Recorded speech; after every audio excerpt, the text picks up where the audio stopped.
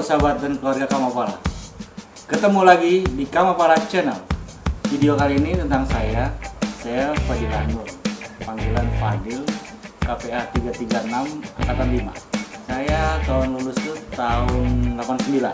Nah, saya tinggal di sekitaran Depok, ya, Bojong Sari, ya, ujungnya Depok lah. Wah, deket dong bang, saya juga Depok. Deket rumah siapa aja bang, anak PA ada yang tinggal situ? Sebenarnya ada Bang Wahid, Philip, panggilan Philip. Iya, angkatan 5 juga ya. 5. Nah, Bang Billy, Gonjes. Terus siapa lagi? Bang Tejo, sebenarnya dekat juga tuh. Tejo di Kahuripan. Oh, Kahuripan. Nah, itu tuh dekat ya. Nah, Tejo terus, nah itu tadi Bang Anapi ya, Selengar. Nah, itu daerah situ juga tuh. Banyak angkatan 5 di sini. Cilodong kan, Iya. Toeng, banyak ya. Iya, Bang. Kalau istri ya Dewi ya, angkatan 7 ya, angkatan 7, panggilannya dulu Abu ya. Anak sekarang udah SMP kelas 1, Puspa. Kelas 1, kayak banyak kegiatannya ya Puspa ya. Ya, dia ada wusu, ada ikut nari, sekarang tambah gitar, taekwondo sekarang. Sekarang lagi ini taekwondo, kemarin baru ada kompetisi virtual ya.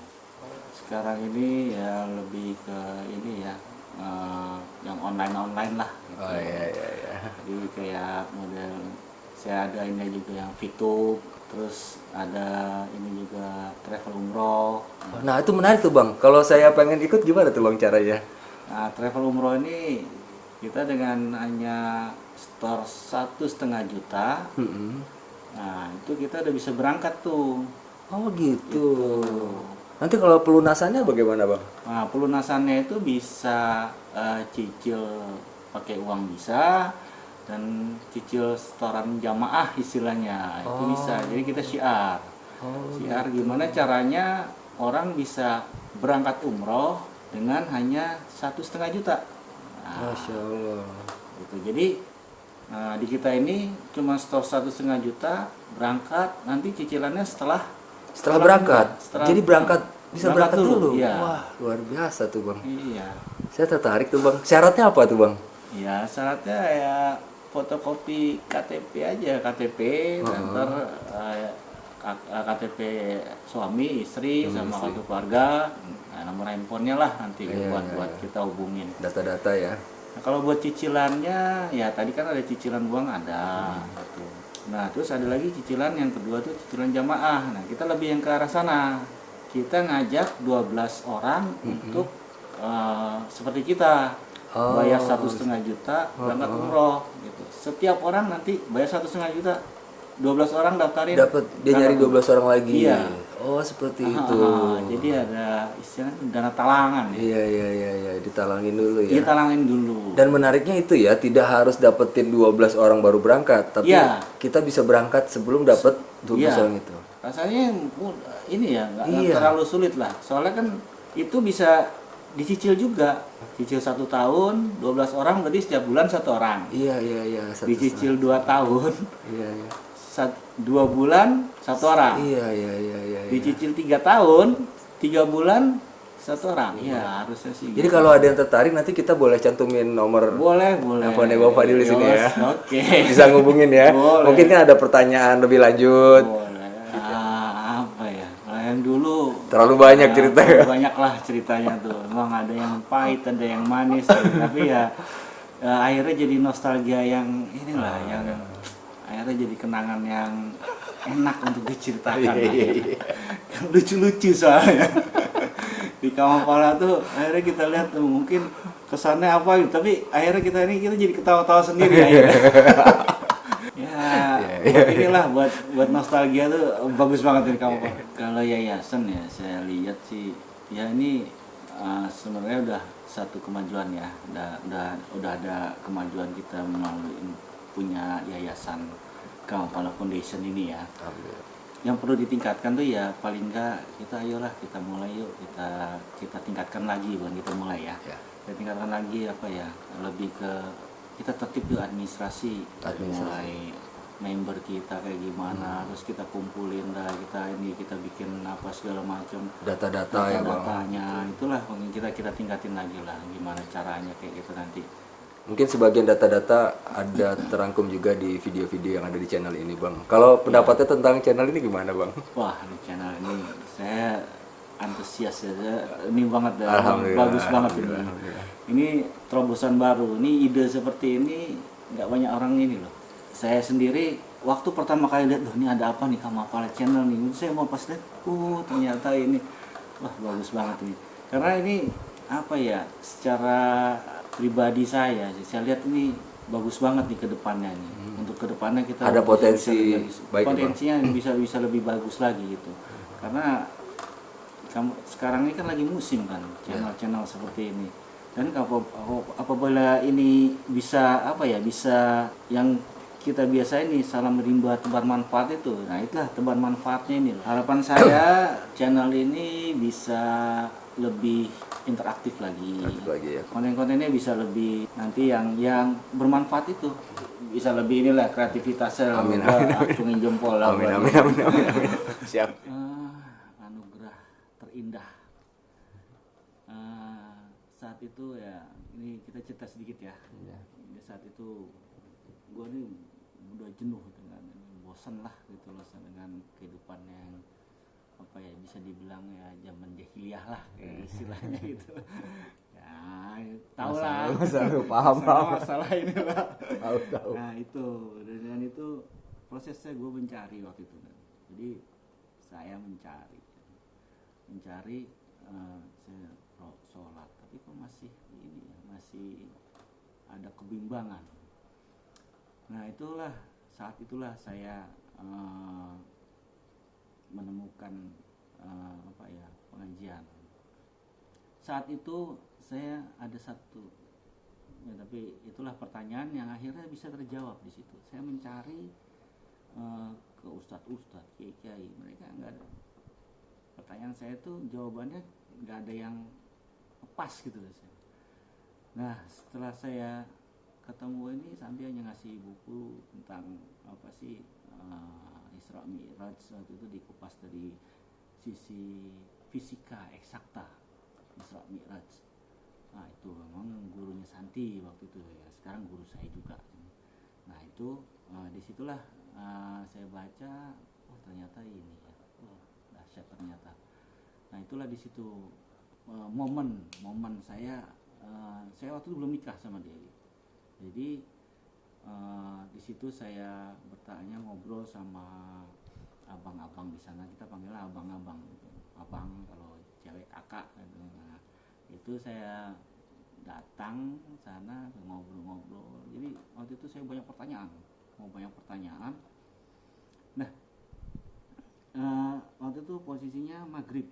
Nah Dewi sama Santi ini lagi nggak sholat. Ditanya gitu, saya sholat maghrib nih, saya sholat dulu bang.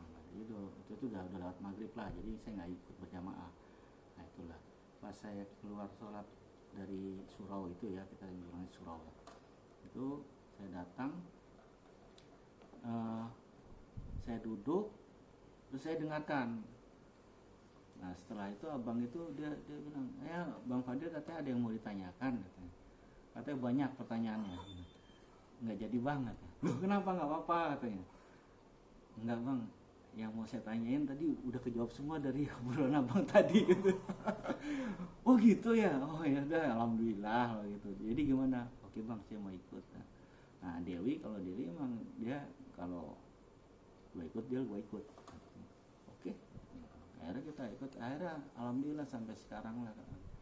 Itu tahun 94 saya. Masya Allah, udah lama ya. 94 tuh saya ikut pengajian ini sampai saat ini kita masih sangat berdampak dengan ini kepribadian saya yang dulunya istilahnya lah pahamlah. Akhirnya saya benar-benar 180 derajat, saya balikan lagi dan kembali lagi ya istilah kalau bahasanya sekarang tuh hijrah ya. Hijrahnya saya tuh tahun 94. Jadi itulah titik saya awal saya hijrah itu. Itulah yang akhirnya sampai sekarang pun saya lebih banyak selain tadi ya umroh ya, saya untuk umroh. Nah itu saya lebih banyak di pengajian, kayak ngurus sawahnya Ustadz. Bareng juga tuh sama Bang Wahid tuh, Bang Philip. Dia dulu saya ngurus awalnya di Kerawang. Dia bentuknya pesantren ya, apa yayasan apa yayasan? Ya, ada yayasan. Yayasan ya, ada yayasan. Bantuin di situ ya. Jadi di situ kan ada banyak anak yatimnya juga. Jadi senior saya kan dia punya inilah, ada kelebihan rezeki, dia beli sawah di Kerawang awalnya tahun 2000 tuh. Nah itu hasilnya tuh langsung dikirim ke yatim, anak yatim, yayasan anak yatim. Jadi itulah kira-kira ya, selain pengajiannya setiap Selasa Jumat rutin saya tuh. Insya Allah sih teruslah. Kalau saya jadi pengurus di Ampera, ada di IPDN. Kalau pusatnya ada di sini di Arku sini, Arku apa? Pengasinan. Kalau saya pertama apa? Jujur pada diri sendiri, baru jujur terhadap yang lain, pada Allah kan, pada agama kita, Rasul kita, pada pekerjaan, semua. Kejujuran itu awal dari kebaikan kalau buat saya. Di kantor ya, dulu waktu masih kerja ya di kantor ya, itu ditanya sama bos tuh waktu wawancara, modal kau apa Dil? Modal saya cuma satu Bang, Pak, jujur. Yang kedua kerja keras. Karena di situ kejujuran itu sangat penting dengan ini saat kita berhadapan dengan orang, kalau kita sudah tidak jujur, ke belakangnya kan nggak jujur. Sekali bohong, kita akan nutup lagi dengan kebohongan yang lain. Itu yang saya nggak mau, dan itu tidak diajarkan sama orang tua saya. Jujur pertama, terus ikhlas. Yang kedua, ikhlas ini tinggi sekali. Ikhlas ini nggak ada takarannya ya. Benar-benar itu sangat tinggi. Saya diajarkan sama abang yang di pengajian saya. Ikhlas itu seperti apa tuh? Nggak ada ukurannya. Kalau ikhlas itu ukurannya nyawa dalam arti kata kurban, kambing, sapi. Karena nyawa itu nggak ada ini, jangan dibilang itu binatang. Nyawa itu walaupun dia binatang, tumbuhan, itu mereka bernyawa. Nyawa binatang itu sama dengan nyawa kita juga. Mereka juga punya, ya walaupun itu binatang yang dikurbankan, nah itulah nyawa. Nggak bisa dibandingkan dengan uang kalau udah nyawa. Saya masih terus belajar, ya itu tadi, jujur, ikhlas, dan introspeksi diri. Apa yang terjadi pada kita, musibah itu jangan dibilang musibah sebenarnya. Kayak kita introspeksi diri, apa nih kesalahan dalam diri kita nih. Jadi itu jujur, ikhlas, dan introspeksi diri. Kok gini ya kita ya, kenapa ya? Kalau saya lebih gitu, introspeksi diri. Karena yang benar itu cuma yang di atas. Kalau lo merasa benar, dari mana? Apa ukurannya? Oke, sahabat-sahabat Kamapala yang saya sayangi, inilah video dari saya. Semoga memberikan manfaat. Amin. Tolong silakan di subscribe dan klik loncengnya ya. Dan kalau ada yang mau dikomenin silakan. Boleh ya. Yang membangun lah istilahnya. Di like dan di share ya. Oke. Salam rimba, tebar manfaat.